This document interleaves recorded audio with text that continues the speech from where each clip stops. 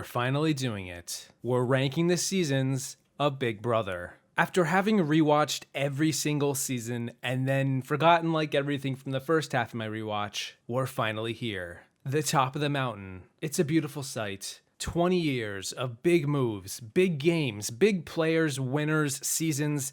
Let's do this. But first, ground rules. And I would strongly recommend not skipping this part of the video because it's gonna set the stage for like the next 20,000 words I'm about to write. Rule number 1. I'm already pulling a fast one and not including every season. Just because a season has Big Brother in front of its name doesn't mean it's on this list. I'm not including Big Brother Season 1 because it's a different show and literally nobody's asking for it. I'm not including Over the Top because I didn't watch it live and it's also kind of a different show. And I am not including either season of Celebrity Big Brother because they're barely half a season of the regular version, they're offshoots, and I would prefer to rank the mainline versions in one place. This list will feature Big Brother 2 to Big Brother 22, 21 seasons in total, and I think that makes the most sense for what I want to accomplish with this series. Also, no Big Brother Canada, that's just a different show altogether. We are strictly talking canon BBUS. One day in the future, I will incorporate all of those seasons, but not right now. Rule number 2. This is all about my personal taste. I am not saying my least favorite season is objectively the worst season, but for me, it is my least favorite. I'm sorry if you disagree with my taste. Rule number 3. And this is going to be the most important rule of all for processing what I'm about to say, and it's something I didn't give as much importance to over the years as I read other people's season rankings online. There are a lot of ways to watch Big Brother. You can watch episodes live 3 days a week, you can binge a season after the fact, you can watch the live feeds, sometimes just the live feeds and nothing else, not even the episodes. You can watch both the feeds and the episodes to varying degrees, or maybe just the highlights on YouTube, and I can say that I haven't watched every single season the same way. And this has greatly affected my viewing experience for better and for worse. None of these viewing combinations are wrong or invalid, but they do drastically change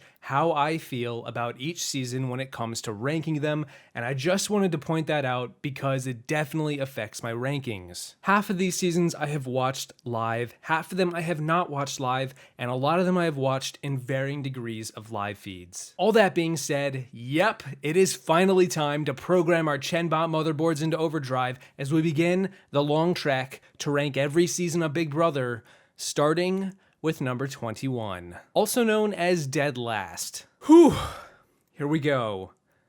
It's Big Brother 19. What was your favorite flavor of Kool-Aid that Paul made in the house, and was it good?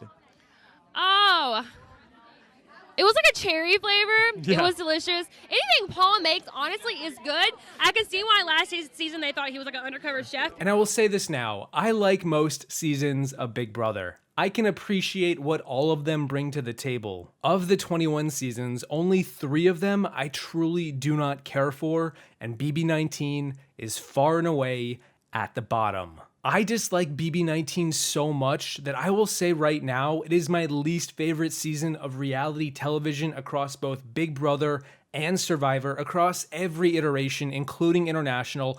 I would watch my least favorite season of Survivor over this every day of the week. To me, BB19 is that nasty, artificial, cherry medicinal aftertaste that sticks to the back of my throat, and whenever I think about it, I gag. But I will say something nice. I think the first week is explosive and fun to watch. But then most seasons of Big Brother start off explosive, whatever.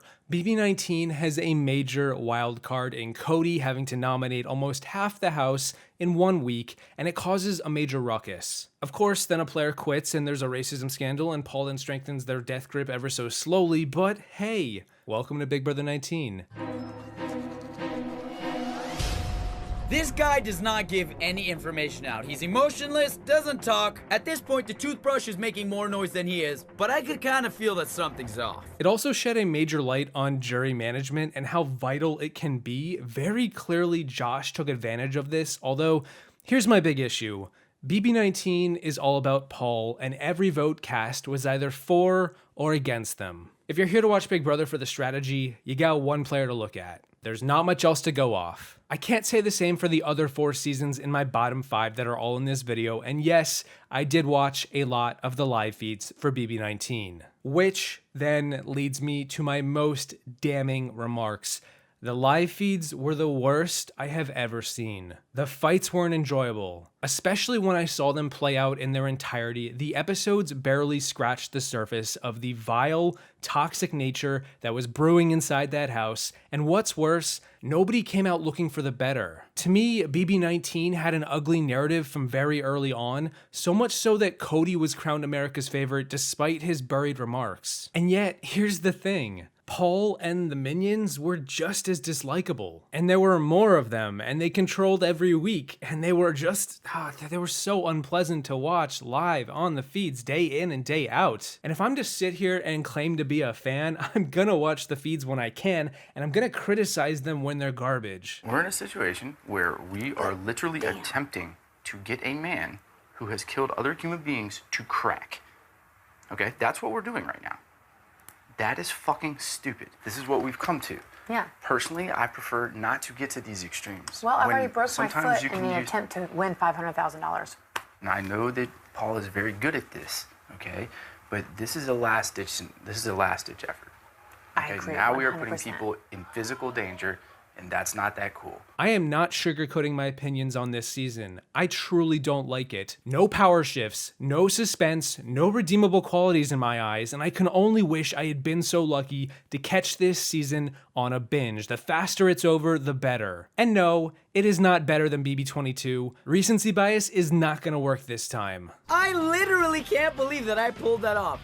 I pretty much got the one-legged girl to win a foot race. I don't even have to make a joke. Number 20. While BB19 is by far my least favorite season of all time, forever and ever, it's still fun to think about what even compares to that. And yeah, while BB19 gets me mad, my second least favorite season just gets me sad. Like big sad. It's Big Brother All-Stars 2. Whoa, almost forgot to say 2 there. Big Brother 22 is my second least favorite season thus far, and that is largely because there's just not a lot to like. But unlike BB19, I'm not mad, just disappointed. I recently made a video review about this season. It's over like a half hour long. It encapsulates my viewing experience pretty well, but when I told you guys in that video that it wasn't my least favorite season, I meant it, and I still do. Again, to quickly rehash what we just watched, no power shifts all season, incredibly predictable, but I do appreciate that there was another All-Star season, if only to see a few players return, if only to see some pretty strong gameplay that did result in a lot of success across the board for several players, and one of my favorite last-minute evictions with Cody cutting Nicole. It was raw and real, and it gave me a little pep in my step at the last second that I did not see coming. But this is number 20 for a reason. This season, to me, is a slog. There's one fight, one argument, almost no drama. It really feels like the stakes could not be lower, and for an all-star season, that's inexcusable. But I did like some bouts of gameplay, and it was a season of inches and small, very subtle moves that ultimately culminated in one of the most dominant victories we've ever seen. That does have some merit, given we are watching a game. It's just a shame I didn't find it all that exciting compared to the rest of what Big Brother has had to offer over the past 20 years. I mean, come on, you didn't think you could have All-Stars without me, did you? We're going to keep them in the dark just a little bit longer. 12 seconds later. It's a triple eviction. Wait, what? What? my God. Number 19. Rounding up my bottom 3, this is the ceiling as far as seasons I don't like goes. Because even though there are 2 more seasons in my bottom 5, I generally like most Big Brother seasons, but not this bottom 3. And number 19, third to last, is Big Brother 13. If you caught my underrated players 2-part series, you probably shouldn't be too surprised here. There are a lot of underrated players this season who get robbed. I watched a lot of the live feeds for BB13. It was only the second season I had ever seen live, and 2 straight years of Brandon and Rachel was a lot to endure. Not only that, but Jeff and Jordan were not as likable this time around. Evil Dick, arguably the biggest draw this season, leaves halfway into week 1, and we get a ton of horrible twists that all work in favor of one side of the house because the deck was stacked from the start. I didn't like the duos twist, or the golden key twist, or the recruits versus favorites twist, or the blatantly obvious returning player fan vote twist in the middle of the season, or the myriad of Pandora's boxes. Again, we're at the bottom of my rankings. There's a lot of things I don't like about these seasons. It was a nightmare to watch live with a blatant disregard for any integrity. I felt dumber for caring about this season, and when it was over, I got mad at myself for caring about a show that had otherwise been a lot of fun to watch. We did get the worst alliance in BB history with the regulators, so there's that. But the gameplay was very one-dimensional across the board. Yes, there was an exciting to watch back and forth power struggle in the middle of the season between Danielle and Kalia going against the vets, and that is largely why I have it ahead of the bottom 2. It did have a tinge of unpredictability at times. The pendulum of power did swing. It's just disappointing with how it all came together when I look at the season as a whole. Something about it just doesn't feel right. Like a clown missing a shoe. Oh my god. Oh my god, I can't believe I threw it out. Great job. I did throw one of those shoes outside of my box. Clown shoe. I think I'm gonna say it over in my head. Clown shoe, clown shoe, clown shoe. Kalia won HOH, and then That's my girl. POV, and Shelly voted me out. Wow. I love my alliance. That's rad. Number 18. Recency bias is really taking a hit with my bottom 5, but can you blame me? I've had the hardest time deciding what goes above my bottom 3, but my number 18 is Big Brother 21. And no, unlike my bottom 3, BB21 is actually in my I can work with this tier, if only because I truly enjoyed the post-jury live feeds and episodes to an extent, all the way up until the finale night. The post-jury for BB21 is some of my favorite feeds of any season, between the shifting targets week to week to the drama, the Day 44 blow-up, Taco Tuesday, the Final 5, agonizing decision between Holly or Tommy. There was a lot to unpack, and it was suspenseful, and I had a lot to work with and look forward to every Thursday eviction, both because I was almost always happy to see someone of this cast get evicted, but also to see who would win HOH and who they would target. It was very much up in the air, and looking back, it's a little unfortunate that the post-jury was entirely dominated by one alliance. The Jackson, Holly, Cliff, Nicole alliance, but then I was also rooting for Cliff and Nicole the most, so it kind of worked. I am like, this is ridiculous. This is ridiculous, Vicky. That is crazy! Oh my god! Good job. Good job. Victory! Vindication!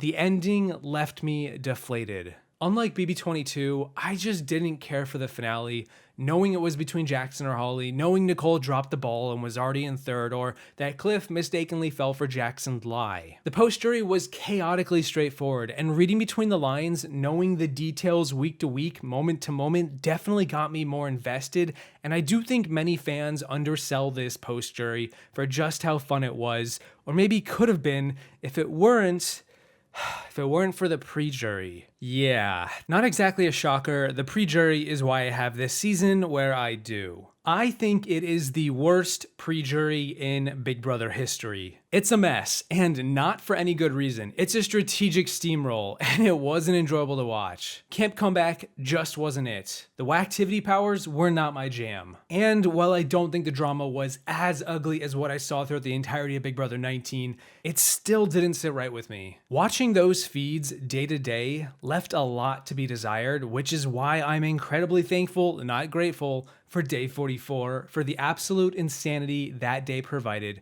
where the Mega Alliance fractured and split the season wide open. A miracle was beset, Jack gets evicted, the rest is history. BB21 is this low, not because I abhor it, but because I like every other season a little more or a lot more, and it kind of just landed itself here when the dust settled. You didn't throw slip and slide? No! Nick, that's a lie. I gotta be honest, that's Oh my God, no it's not, bro!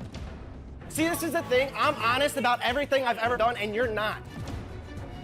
Manifest the truth, bro! Okay. Number 17. This is probably going to be the more controversial season of my bottom 5 because I've seen a lot of love for it, and I get why, but for me, even though I do enjoy parts of it, by the end, I tend to just feel indifference. I don't care that much. It's Big Brother 18. So let me explain, because it almost didn't land here, and I don't think it's a bad season, but it's not one of my favorites, not by a long shot. I think BB18 starts pretty strong. The 4 returning players don't have the same skill level or gravitas as the BB14 coaches, but I kind of like that. It makes them blend in more, kind of doesn't feel like there's such a divide. The newbies this season hold their own better too. I found the early game compelling with the Paul, Victor, Jose underdog antics kind of fun, and the 8-pack Mega Alliance a pale, weaker imitation of the Bomb Squad. That's not a bad thing. It made the season more dynamic, the gameplay more fluid, and even though I don't like the team's dynamic, it actually probably helped a bit as Frank quickly fell from grace but was still saved because his team made him immune. My biggest issue with BB18 is that the most compelling players who drive the narrative don't even make it past the halfway point in the season. Well, okay, except for maybe Paul. My favorite parts of BB18 all occur pre-jury. It's like the inverse of Big Brother 21, and they mostly revolve around Day, Tiffany, and Frank. These 3 players are the core that the season leans into, and they all get evicted back to back to back. Not to mention Paulie is insufferable for a while, and while he does get his comeuppance, and that's fun to watch, once he leaves, I felt a strong sense of apathy towards what happens next. I just have never been that invested in Nakori or Jadley and these showmances, and I just couldn't take Victor very seriously after he was evicted twice. I liked Paul more here than on BB19, largely because they are such an underdog, and those catchphrases, well, okay, the catchphrases got old, and they got even older on a rewatch. But still, I really enjoy the calamity of the pre-jury. It's a devastating boot order for better and for worse, and I really don't like how Bridget was treated on the feeds or how cliquey the house would get. I don't have any favorites to root for by the end of this season. I wasn't really rooting for anyone most of the season, which sometimes can be fun because any outcome is fine, but when I compare it to what the rest of Big Brother has to offer going forward for the rest of the seasons in this video series, BB18 falls short of greatness for me. I needed more scenarios. I just needed more scenarios. Everything is scenarios. We don't know, so we have to find out when that scenario happens. Well, what I'm saying is, why was that not included in the scenario? Because you were there. This is the thing. Scenarios are scenarios. Somebody else go up, we make a scenario for that. Somebody else go up for that, we make a scenario for that. Because I only can speak the truth and then have people decide. What's the truth you're speaking? Scenarios. So that's it for my bottom 5 Big Brother seasons, my least favorite, just the beginning of a long trek, but the good news is that it's only going to be getting better from here. I'm excited to talk about the rest, but for now, this is where we stop. I need to catch my breath. Regardless, of course, let me know your bottom 5, the 5 seasons you dislike the most. We're gonna have plenty of time to talk about your favorites, so save those for the next few videos. Thank you guys for watching, thank you to my patrons for being awesome, and don't forget, on your way out, there's no such thing as a wrong ranking unless it's different than mine, and I will see you in part 2, where we get spicy and drop some bombs. I told myself that I would come in here and be emotionless. Tried to play this game as best as I could, and I feel like it brought out the worst sides of me.